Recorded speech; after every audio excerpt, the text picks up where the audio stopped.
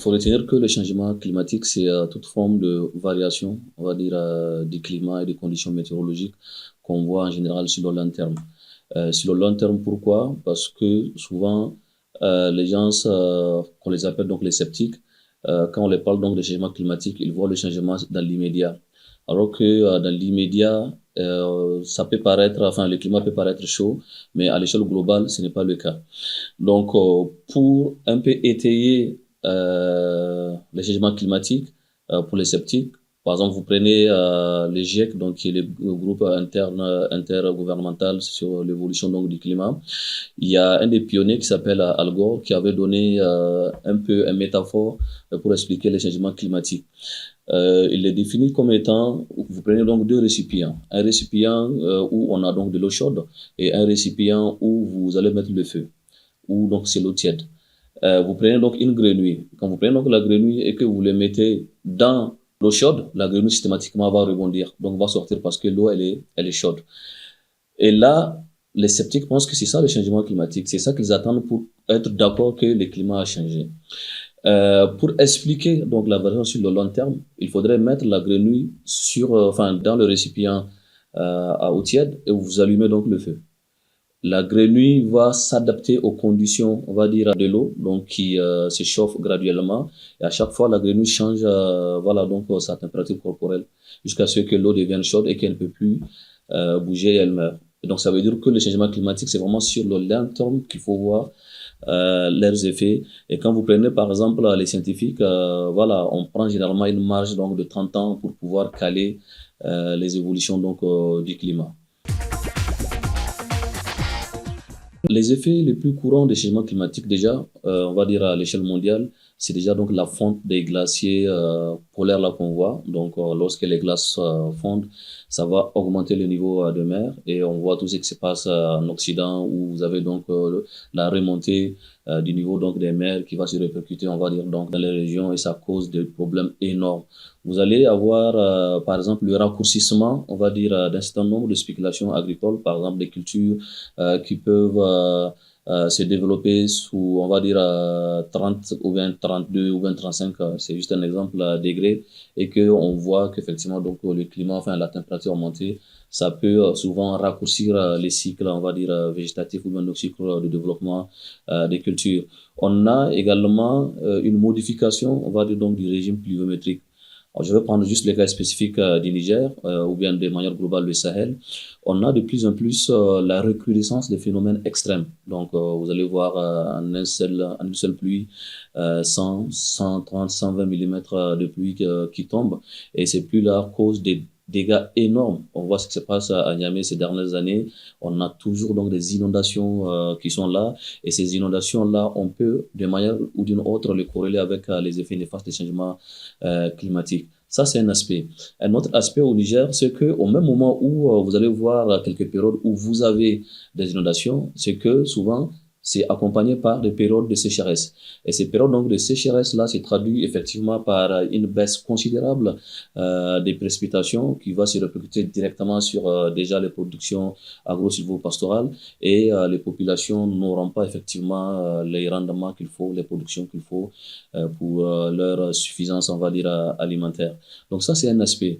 Un autre aspect, c'est que quand vous prenez le Niger, donc qui est un pays aux 2 tiers désertique, c'est que quand vous partez un peu dans le nord, vous avez un peu l'avancée donc du désert. Donc la désertification, qui est un phénomène exclusivement des régions arides et semi-arides, se trouve exacerbée par ces changements climatiques-là. On voit une remontée du désert, donc qui va effectivement avoir des conséquences sur les infrastructures déjà routières.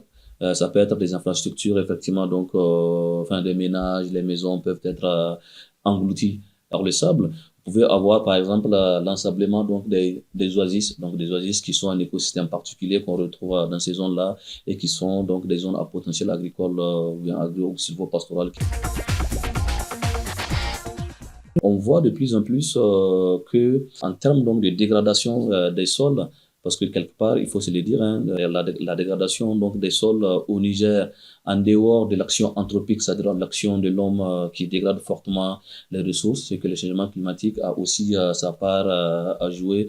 La résilience face au changement climatique, c'est quand même la perspective, on va dire, la plus idoine, hein, donc à envisager, parce que c'est ça qui va permettre aux populations donc de faire face à ce choc-là.